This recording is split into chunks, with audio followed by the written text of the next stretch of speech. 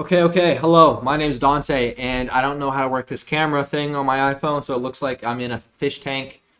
Anyways, this is the 0 to 10 million per year ecom playbook. Now, I do need to reference, I have not gone to 10 million yet. My brand currently lifetime revenue is at like 3.5 million. This year we'll do 3, so by the end of this year we should be at 6 million.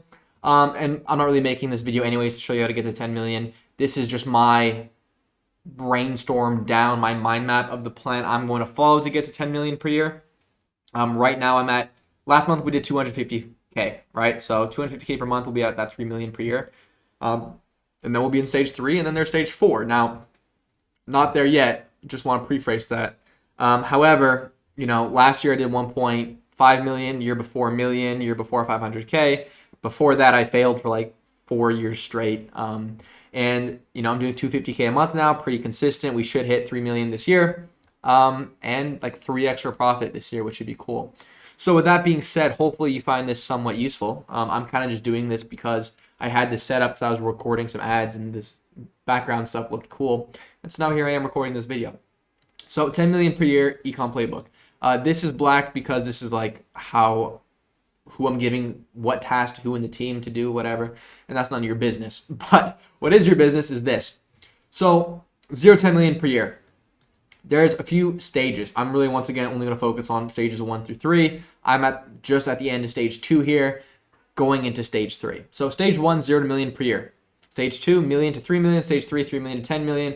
Probably heard this from Hermosia, kind of that's where I got these ranges from, and it seems pretty true to me so far with my business in terms of what's important when. So stage 1, 0 to million per year. 100K per month, more like 88K per month, 83K per month, or 2.8K per day. 100K per month sounds better. So there's only a few focuses here. It's one product and one channel. And these are really the only two things that matter, is product and your channel. And when I say channel, more specifically, one channel, but getting really good at marketing on that channel. And I'll take that back. You don't even have to be really good. The beautiful thing about business that I found is you don't need to be insanely good at everything. You need to be good at a few things, whatever you're naturally inclined, and your traits kind of lead you to be best at what you enjoy the most. But in general, I'm not a great marketer.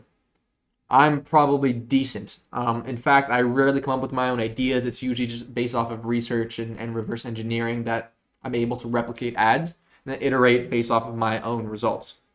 So good news is you don't have to be that good, because I think I'm only decent at it. So one product, one channel. Backend is almost non-existent. You have initial email flows. Maybe you have some Google search going, but you don't really have much of anything yet because once again, you're at 0 or you're doing less than 100K per month. And all of your focus, all of it, needs to be on creating ads that convert. And more importantly, ads that convert at scale, which we'll get into. This is assuming you have a decent product. Now, it's more important to focus on the channel first, and then I'm going to take that back. The product is more important than anything ever, always. However, assuming you already have picked a product that you're selling right now, then the focus becomes making your marketing as good as humanly possible, making ads that convert. If you do that consistently and properly, which I'll get into and outline how I do it, then if you've done that for a good few weeks, a good month or so, then at that point, I would say, okay, you're good to move on to a new product because I don't think it's going to work out. But you have to give, once you do your research and you pick out a product to use or to test and to try building your business with, you have to give the marketing a good, fair shot. Because most people come to this, they may get a few sales, maybe they don't get any sales, and they're just ripping content from other people. They don't invest into any of their own content. They copy the scripts word for word. They don't create anything of their own and then wonder why they can't scale. Okay? And so e-commerce, drop shipping, it used to be easier. You could rip ads, you could rip products, and you could just do that. Okay? Now the barrier to entry is a little bit higher, but it's not harder. It's just that the barrier to entry is higher. And if you put a little bit of effort in, what ends up happening is you're able to get results and take everybody else out of the market or your competitors. So, for example, my brand, there's one main competitor that was selling it, blowing up. I came in, created my own content, my own ads based around what was working for them, and very quickly they weren't running ads anymore, and I've been growing this business for 3+ years now because it's just a little bit more effort, okay, and getting decent. So one product, one channel. The goal here is to get product market fit and get good or decent at making ads, plus optimizing the one channel to scale. So to get to 100K per month, it's really just having a good product and getting good at your marketing and advertising, and then just continuously optimizing the advertising until you're at 100K per month or past it, and then move into stage 2. Okay, so we'll go over some quick notes here, and then I'll go on how I'm actually testing ads quickly, or how often. So not much to do, and focus on outside of getting good at one channel and finding product market fit, like I said. Everything else outside of that is just a distraction. I want to be extremely clear on this. Everything outside of this is a distraction. If you pick Facebook, stick to Facebook. If you go with TikTok, go with TikTok. If you're trying to go organic and TikTok shop, stick to that. But focus on one, because it's a whole lot easier to get good at one of these, or decent, once again, than doing 3-4 of these at once, okay? And I know this from personal experience, bouncing around a shit ton and leaving me nowhere, okay? So take it from me on that. Laser focus. So just yourself or tiny team, because you can't afford to hire people yet. Once you have some money to hire people, you want to bring on people to help out with the back end so that you can focus fully on the money-making activity and starting to build out some back-end revenue, which will let you scale more on the front end as well. So usually this is a business partner. You're starting with a business partner, a virtual assistant, maybe an email agency or email guy. In most cases, this is going to be a virtual assistant to help with like admin stuff, Shopify store stuff, things like this that are just tedious that come up that you have to deal with. And most importantly, more than anything, once you start getting sales, that's going to be a customer service representative. Okay. Do not waste time doing your own customer service. Quickly outsource that as soon as you can. Only other one that isn't mentioned here that I would say you should is probably a video editor. Just a contractor, some video editor. I usually hire mine from onlinejobs.ph, and they do very well. And that's going to help you test these ads faster. Now, to be clear, at the start, I did all of the editing myself for a good 3 years, 4 years, until I was able to pay somebody $6, $7, $8 an hour in the Philippines to take that over for me, okay? So don't be afraid to get your hands dirty, but at this point, you're doing everything yourself. You can utilize agencies down the line. This should be more in phase 2. And yeah, at the end of stage 1, once you get to close to the 100K per month, you start building out more of the bottom of funnel marketing channels, Google search, email, SMS, maybe it's Amazon even to pick up some of that demand, even though I'd say probably Amazon's more so stage 2. However, it's not a bad idea to capture that extra demand off the start, okay? So when it comes to getting good at the marketing, how often I test. So I'm launching 4 to 8 ads every Monday. I launch them, I let them run 7 days. On the following Monday, I kill what didn't work. What works, I leave. And if my CPA went down on my campaign and I'm below my target, I increase spend. Very simple. And I repeat this process week after week after week. Now, to set quick expectations, it's going to take some time. Not every test you do, you'll find a winning ad. It takes time and iteration. It requires putting time into doing the research on your customers. I can make a whole video on that by itself. I'm not going to get too deep into that one on this one. And it requires consistent testing week over week, and a lot of it. And a lot of it, and a lot of it, and a lot of it, and a lot of iteration until you find the ads that work. Once you find the messaging, the avatar, kind of the B-roll, the style of ads that work for you, you double down onto it and you test even more, okay? So 4 to 8 ads every single Monday, no matter what. This has to be your focus 90% of the time when you're in stage 1, okay? So first, before launching your business, you put all the time into picking out a good product, a product with good margins that solves a problem, etc.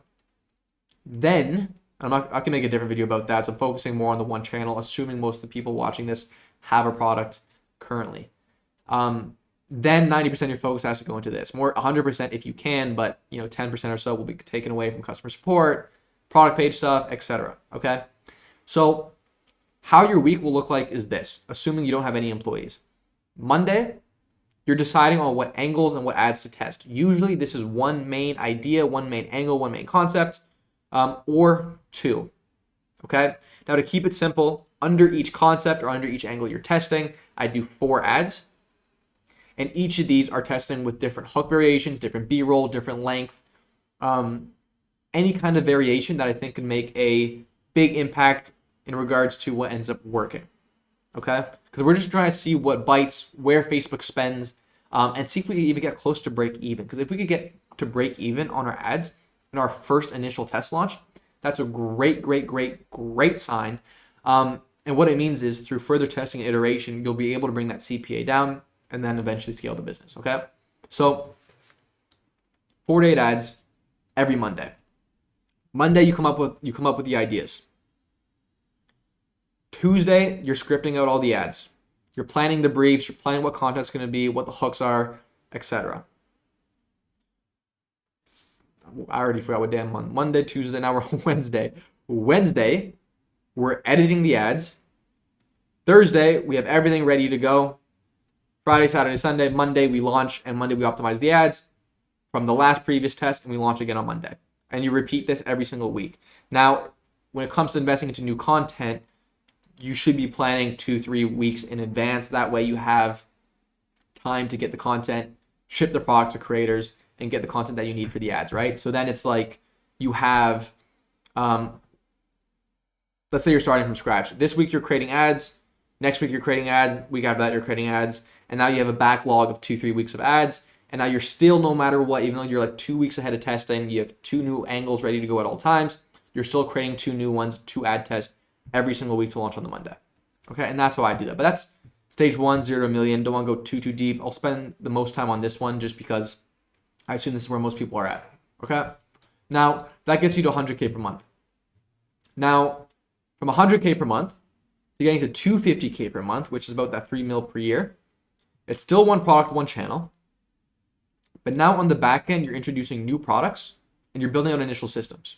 Okay, and the goal is we're building out the back end to increase LTV, get some sort of a repurchase rate coming if it's not inherently built into your front end product. If your hero product isn't a subscription product or it's not a consumable, this is where this becomes really important. If you do have a subscription-based product or consumable that people have to keep coming back and buying, you don't necessarily need to go multi-product at all yet. I still would recommend that way you can start bundling things together, increase your AOV, etc., put in some upsells and stuff. But it's not really necessary. What's most important here in this stage for most people who do sell one-off product on the front end is that we need to build out and launch new products on the back end. So we have things to promote through email, through SMS, to add to our upsell flows, downsell flows, post-purchase flows, etc. So we can start optimizing our front-end offer to scale further by increasing our AOV. So that way we allow for a higher CPA. And 2, so that we could start building out some repeat purchases on the back end to increase our profits, which then let us spend more on the front end because we won't need to profit as much on that first customer. Okay? So goals to increase LTV and lower blended CPA to be able to scale more on front end and build initial systems to improve customer experience, logistics, product, and overall brand. So at this point, the main focus is still creating the ads and improving on that. But now we're going to have to start increasing more work on the back end. Okay? So on the front end, the goal is to continue identifying the constraints and fixing them to scale further. So no matter what you're doing, this is what's most important. Push the limits consistently to see where the constraints are at. If you're below your target, scale. Get to the target. Then when you're at the target, you're going to see what breaks. Did my conversion rate drop off the cliff? Did my AOV not hold? Did my just ads stop performing? Are they not good enough at that scale? You're going to see what breaks. So consistently push the limit. Do not be afraid to push the limit. I got stuck where I got good results. I'm kind of scared. You don't really want to go increase 20% a day, 10% a day to see what happens because you're comfortable, you're doing sales, you're making some profit, and you don't want to fuck it up, which is good. Don't fuck it up. But it's not good because you're going to limit yourself and you can't see what breaks. You need to push the limits to see what breaks so you could fix it and then continue scaling. Hopefully that's making some sense, okay? Then we're launching new products to be able to upsell, cross-sell, downsell, etc. to improve LTV and lower blended CPA to spend more, as well as increase your AOV. We're improving customer support, customer experience, logistics, products, and operations to set yourself up to be able to scale properly later on. So At this stage, now, before going into the end of this, at this stage, I want to be clear, this last part here is more so at the end of stage 2, once you're getting closer to the 200 to 250K per month, okay? Because what happens is, and I was in this position very recently, is you continue trying. I apologize, the window's open, so I was fucking here. So you probably hear everything. But the issue is that you want to keep acquiring new customers. But at this point, you've gotten good at knowing how to acquire customers consistently. Because you've gotten good at that one channel, right? And so now that you know how to acquire customers consistently, you want to increase the LTV. Because let's say you sell your product for 100 and you don't really have an LTV right now. Well, if we don't change anything on the front end, we don't increase ad spend, we keep the same amount of new customers coming in month over month, but we double our LTV, we go from 100K per year or 100K per month to 200K per month. Or we go from $1 million per year to $2 million per year without changing anything on the front end, okay? And this is important because this is where the real profit and margin is made. Then we could use that to go hire people to buy back some of our time to then put that towards new channels and new product launches that end up happening in stage 3, okay? But if you don't build out that back end to make more profit, to build out that LTV and grow your business that way, then you keep relying on having to profit on new customers, which is going to limit your scale. Because there's only so much margin you have on that first purchase. There's only so much margin you have on that first purchase. And you can't go past what you could technically if you have crazy cash flow and tons of money in the bank to burn. But in most cases, you can't go past break even, right? So there's only so much you're going to be able to scale the front end on that front. And only so many optimizations and testing you'll be able to do increase your AOV to be able to continue scaling that front end, okay? But at some point, it's not as important to keep acquiring new customers because you know how to do that effectively. We now have to turn your one product into a real business and generate the profits on the back end so we could push our spend further on the front end up until break even, so we don't necessarily need to profit on a new customer to still make 20-25% profit every single month, okay? Because then that's how you unlock the next level of scale. Because not only do you fix the LTV, now you profit more and you double your business if you could double your LTV without changing anything on the front end, but then you also now set yourself up to continue scaling the front end, okay? But the back end has to happen first. So hopefully you're with me on that. So from there, near the end of this stage, you're starting to build the team further. And at the end of the stage, to systemize the one channel. So we're trying to hire out, buy back some of our time, hire creative strategists, hire editors, and we have a little team that's able to take over what we've been able to do consistently in stage 1. Okay, that way we have some of our time back. Because now when we go into stage 3 and we expand that to new marketing channels or new markets on the same channel, we need resources to do that because there's only so much time in the day, so we need to hire people. And 2, we need the money to hire people and to go do these testings and expansions, etc. Okay, so stick to what you're good at. If Facebook is the one channel, hire creative strategists and maybe a media buyer too, or one to do both. I do my own media buying because it takes like 10 minutes a week. So I have a creative strategist, video editor, graphic designer, and a VA, and those 3 or 4 work together to create all the ads.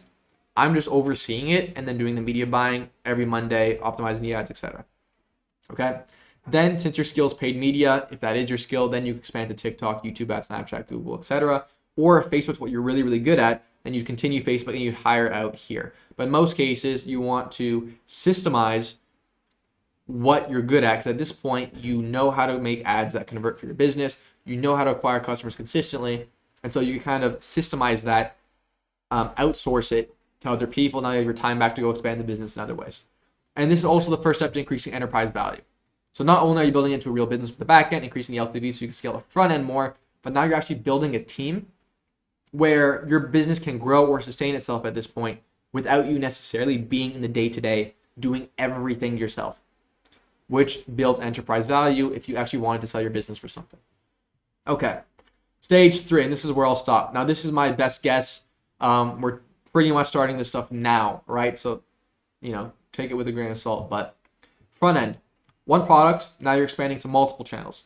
Back end, you're still multi-product, but you're continuing to optimize it. And the goal is to continue optimizing the back end, free up your time by hiring, and then use these resources and the time that you have back to expand to new channels now. So we're continuously optimizing the back end to keep referrals strong as an indicator that our customer experience and product is amazing. If you have no referrals, you have no repeat purchase rate, you don't have good reviews coming in, your back end probably isn't ready anyways to sustain this type of scale and getting to 10 mil per year. So you need to fix that first. Okay, because when you start spending this much money, you're doing close to 800K a month or 500K a month, the word of mouth picks up, your direct will pick up, your direct traffic to your store and sales that way. So it's important you have that stuff dialed in. So as we're continuing to optimize the back end to let us spend more on the front end, we're identifying the constraints that's preventing more spend, solving them, and pushing till it breaks consistently. Once again, no matter what on the front end, we're always pushing the limits, seeing what breaks, fixing what breaks, and continuing it that way. If you don't know what breaks, you don't know what the fuck to solve, make sure you push the limits. Okay? Then we're hiring so the one channel can continue growing without your time needed. So you can go back to learn a new channel or hire out a new channel, train employees to do on your behalf, plus build the actual business value so it's not tied to you and your work. I'll leave on one more note here.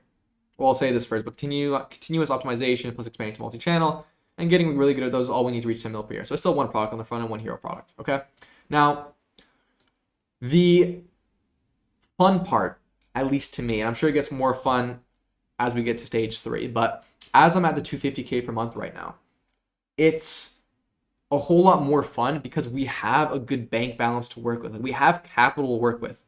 I have people hired. I have 2-3 agencies hired. I have, a team of 5-6 people. You don't really need a big team, but 5-6 people. And all I'm really doing is the management, the strategy, and the media buying, right? So I don't have to do much day to day. And this is where it gets fun because now I get to take a step back, look at the business as a whole, and start putting my time towards how can we grow this thing most effectively.